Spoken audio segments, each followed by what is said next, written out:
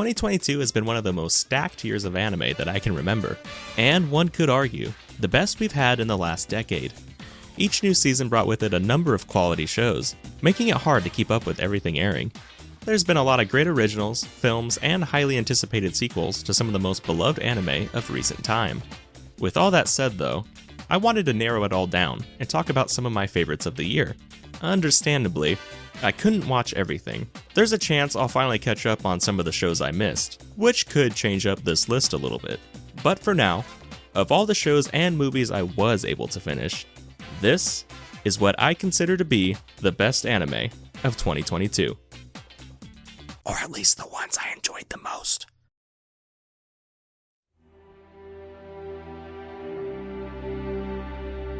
The second season of 86 was originally supposed to have finished airing back in December of 2021. However, due to some unfortunate production issues, the finale was delayed well into March of 2022. Since it did technically air this year, I at least wanted to give mention of the series. While it was a grueling wait, I can confidently say it was well worth it. 86 returned with not only a satisfying conclusion, but some of the best episodes of the year. These two episodes reiterated why the series was so special to begin with, presenting a world ravaged by war, but also showing us the hope of a better tomorrow. 2 seasons worth of excellent character writing resulted in a finale that's nothing shy of perfect. First-time series director Toshimasa Ishii has proven his talent with creative interpretation of the original source material. His ability to utilize the medium of anime to convey emotion and storytelling is already what I consider to be masterful. 86 is a fantastic series that, despite the extended delay, ended with a bang.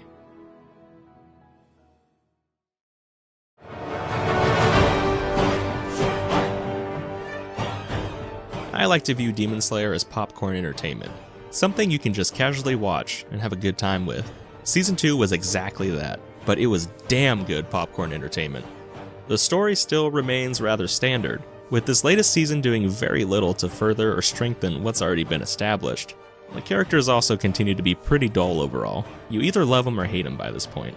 With all that said though, despite the lack of any meaningful plot progression or character development, this latest arc of Demon Slayer had at least one goal in mind, and that was hype. Something it very much succeeded in. The sheer amount of quality put into each and every fight here is jaw-dropping, especially considering almost half of the episode count is dedicated to such. Even all these months after its finale, I'm still left dumbfounded how this ended up being a TV production and not a film. Demon Slayer has truly distinguished itself from most shonen of the genre, simply due to the incredible talent behind the animation team. Ufotable continues to deliver some of the most technically impressive action sequences in the medium. My only question now is, how are they supposed to top this?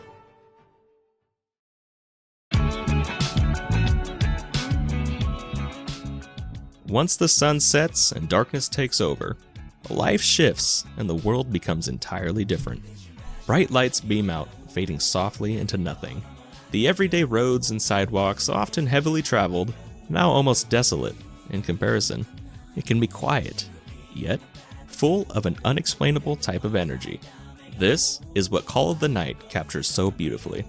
Ko is a boy who seeks the night, feeling it to be the only time of day he feels truly at peace.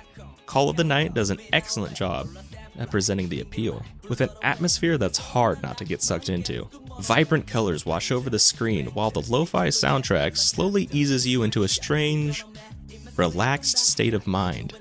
Just as she is with Ko, Nazuna is our guide into this world, a captivating vampire who demands full attention when on screen. The more we learn about her, the more we begin to understand this other world. Each episode can lull you into a calming trance, a unique kind of vibe you'd be hard-pressed to find elsewhere. Call of the Night isn't trying to craft a complex narrative, nor is its goal to build the deepest set of characters out there. Instead, the intention is to showcase the wonders this time of day has to offer, and the friendships one can make with even the strangest people during these most interesting hours of night.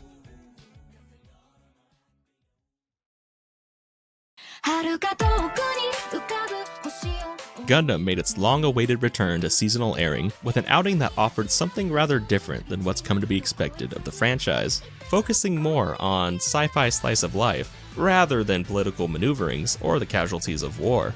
That's not to say those elements aren't present. It's just that Witch from Mercury tends to push them to the side a bit, only occasionally bringing them to the forefront. That being said though, this is still Gundam, and with the pieces that have been established here already, the show has the potential to take both its story and characters down a much darker path. I've enjoyed my time with it so far, and think this to be one of the easiest recommendations for those new to the franchise. The art can be quite stunning with some unique and mostly appealing character designs.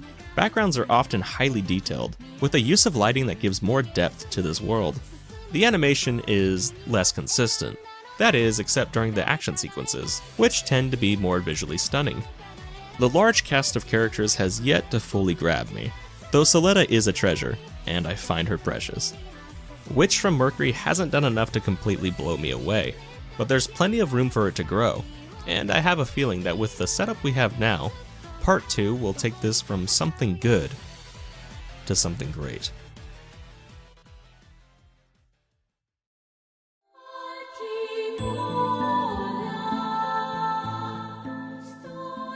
Vanitas is an odd show to pin down. While Season 1 was fairly well received, the series now feels as if it's fallen to the wayside a bit. I think it's kind of a shame, because I feel Vanitas is one of the more interesting shows of 2022. The story continues to be that of mystery and intrigue, often riddled with some rather dark elements. At the same time though, it's something I can only describe as cozy. The show does a good job at making the characters all mostly likable, and the comedy works surprisingly well without undermining the serious tone of the plot. Shockingly enough, the main romance also succeeds in its execution. Built upon an interesting start, it eventually ends with a satisfying payoff that culminates in possibly one of my favorite scenes of the year. Excellent art direction and accompanying music by highly regarded Yuki Kajira create a strange, storytelling-like experience that treads the line between vivid dream and haunting nightmare. I have very much enjoyed both seasons of Vanitas, and unfortunately, while the adaptation has caught up to the source material, I strongly hope we get another chance to spend in this world, at least one more time.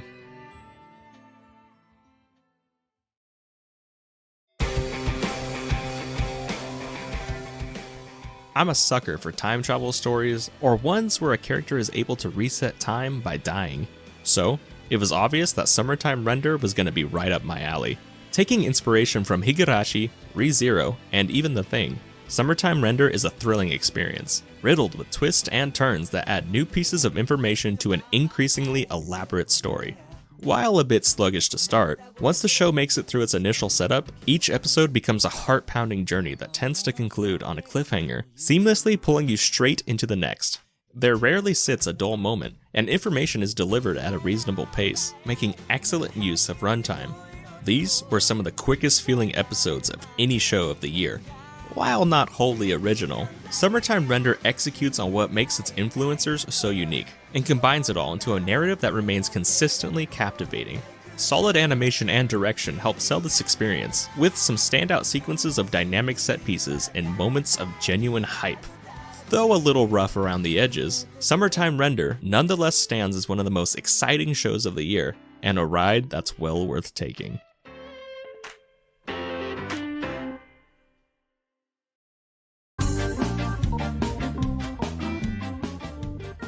Dress Up Darling was a refreshing surprise, starting off 2022 with one of the best romantic slice of life anime of the year. Perhaps due to my lack of knowledge regarding the original manga, I didn't expect the show to win me over as hard as it did.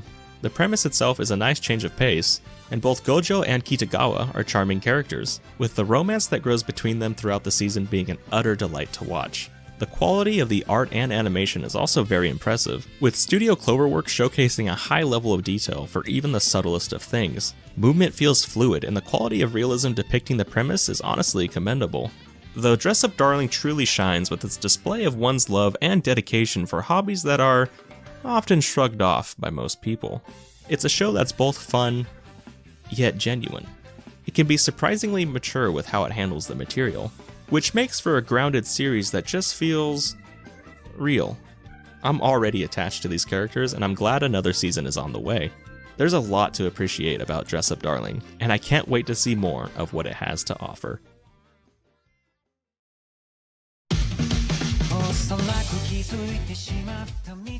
Spy Family took the anime community by storm this year, setting discussion threads ablaze, topping view charts, and flooding anime conventions with hundreds of cosplays.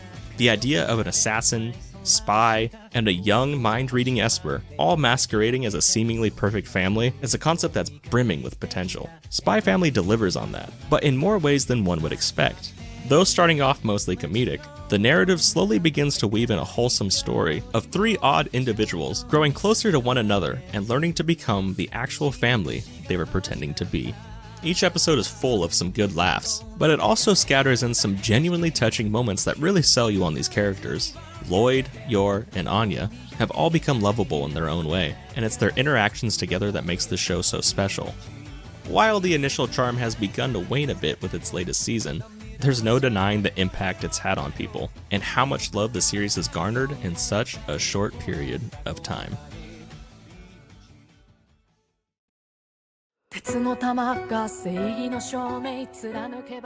Attack on Titan's latest season, comedically titled Part 2 of its 3-part final season, delivered some of the most shocking and memorable moments of the entire series, an event that had been built up over years of storytelling. It's rare that a series can leave you completely unsure how things are going to play out, but Attack on Titan does it consistently.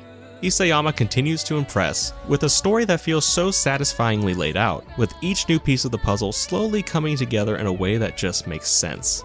This is honestly one of the most well-constructed, long-running narratives I've seen not just in anime, but a TV series in general. The production this time around also saw a nice upgrade as well. While the animation was by no means terrible in Part 1, Part 2 was a much desired step up in quality, and it's because of this that the biggest moments here are as effective as they are. This is yet again another strong installment for Attack on Titan, a franchise that has now cemented itself as one of the most iconic anime of this generation.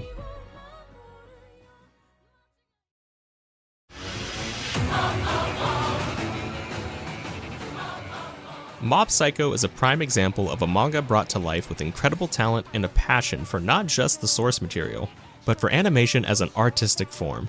Just as with prior installments, this season presented us with wildly new and visually creative sequences that blended different styles of animation to create an experience unlike any other. All of this is centered around a cast of authentic characters, ones whose developments feel surprisingly grounded in a series as ridiculously bombastic as this.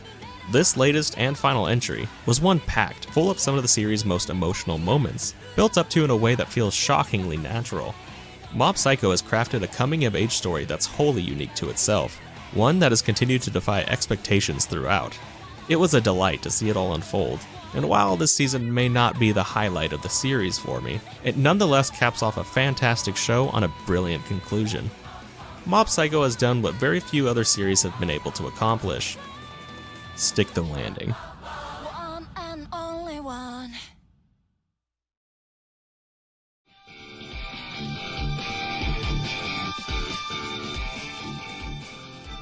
Anime originals can be some of the most fun shows to keep up with while airing, since no one really has any idea what to expect. It's a completely new experience for everyone watching, and they have the potential to be welcome surprises or complete disappointments. Thankfully, Lycoris Recoil ended up being the former.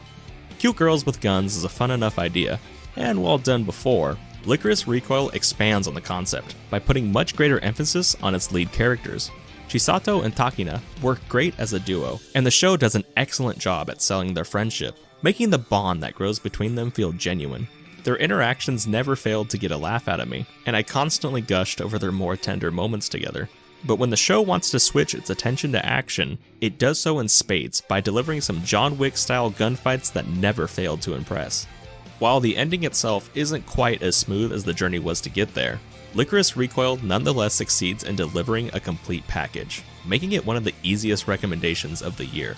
It's a show that sets out to entertain, and in that regard, it doesn't disappoint.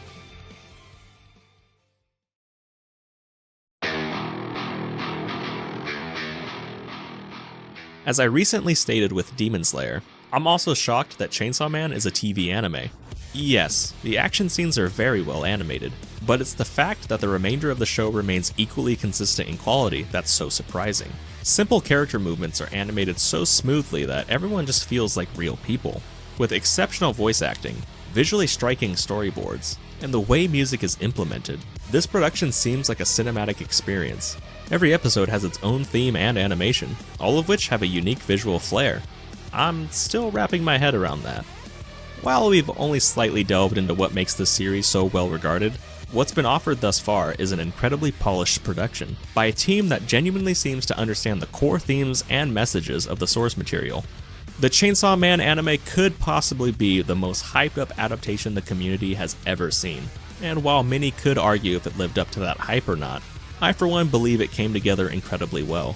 While the anime can buckle a bit under the weight of its overambition, it regardless stands as a beautiful representation of one of the most beloved manga in recent memory. Though, I am left to worry how committed MAPPA is to the franchise's future, and if they'll be able to maintain this level of quality and passion moving forward.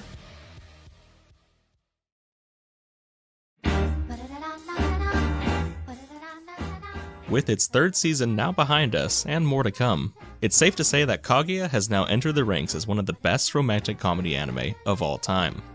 Every episode throughout the series is full of hilarious moments, presented with inspired visuals that keep the humor consistently engaging. It's a brilliant execution of an adaptation, taking many artistic liberties to elevate the humor of the manga to new levels. The interactions of the characters are what sells this experience, all having incredibly great chemistry with one another. This is why I think Kaguya works as well as it does. Its dedication to its characters. Each one is more than just a template to set up gags. They're all well-rounded, with arcs that flesh them out and develop who they are as people.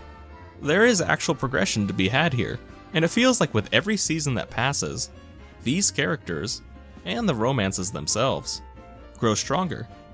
A lot of Kaguya's success can be attributed to the incredible lineup of voice actors, whose performances are honestly as top tier as it gets. Their vocal range and variety continue to impress, finding new ways to catch you off guard. Even 3 seasons in, the series finds new ways to top itself, with this latest being the new high bar to clear. Despite not being fully adapted as of this point, Kaguya, even now, should at least be considered a modern classic of the genre.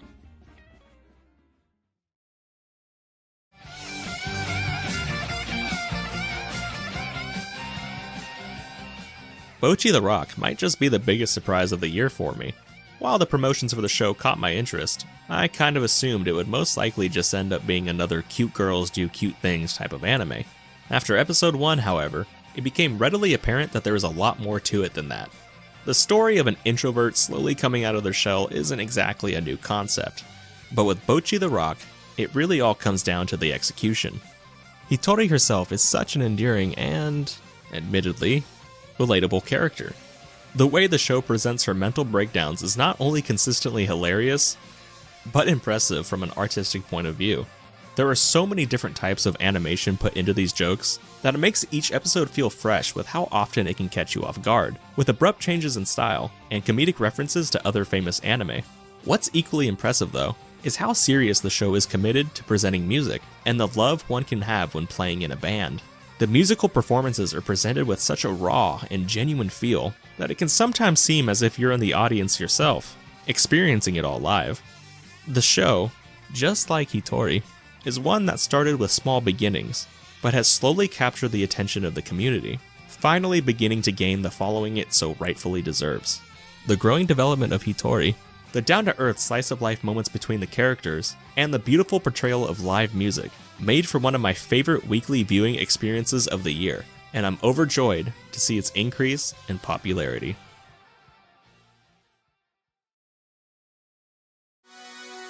I couldn't wait for you to come and clear the cupboard. When it was originally announced that Cyberpunk was going to be receiving an anime adaptation, the reception was mixed. However, once it was revealed that Studio Trigger was handling the project, I was fully on board. I'm happy to say that not only has Edgerunners proven itself to be another fantastic outing for the studio, it sits among their best. Edgerunners is an absolute blood-filled adrenaline rush that rarely lets its foot off the gas. Free from the restraints of a TV broadcast, Trigger cranks up their style to 11 with one of the most insane anime experiences I've ever had the pleasure of watching. These 10 episodes are also shockingly woven with an engaging story of an underdog's rise to power, and an inevitable ending that, despite the madness on display, still strikes an emotional chord that leaves the series on a heartfelt yet bittersweet note. Edgerunners is the work of a passionate studio firing on all cylinders, taking what worked best with CD Projekt Red's original creation and truly making it their own, culminating in a project that showcases the compelling nature of what anime can truly be.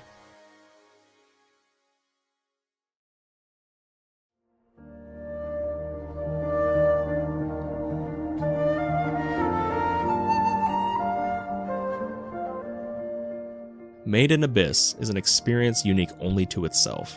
Very few series can evoke the absolute feeling of dread and disgust quite like it. The further we dig into the abyss itself, the more horrors we bear witness to, the darkest parts of the human mind put to screen with disturbingly presented detail. And yet, despite the seemingly never-ending darkness, Made in Abyss still draws you in. In parallel to the madness of it all, there's hope, there's wonder, and moments of pure beauty. Words can barely do justice to the overwhelming number of feelings each episode brings. It's a journey one has to undergo themselves to fully understand. Both Season 1 and the film prior, created and built upon a foundation that deepens and grows with each new layer added. Season 2, while not broadly advancing the main storyline, may have just introduced the most heartbreaking chapter thus far. No other anime this year hit me as hard as Made in Abyss, and even now when listening to the soundtrack, those feelings come rushing back. Composer Kevin Penkin yet again brings a unique sound that perfectly encapsulates everything that makes Made in Abyss what it is. Special mention also needs to be made for voice actress Misaki Kuno, whose heart-wrenching performance caused her temporary loss of voice. It's elements such as these that take this from being a simple adaptation to something truly special. It's a series that, in good faith, is hard to recommend. It can be emotionally devastating, but I consider it well worth your time. I was late to jump on board the series hype train back when it originally started, but I'm so glad that I finally did, and I wait with both excitement and fear to see what new terrors await us deeper down this rabbit hole.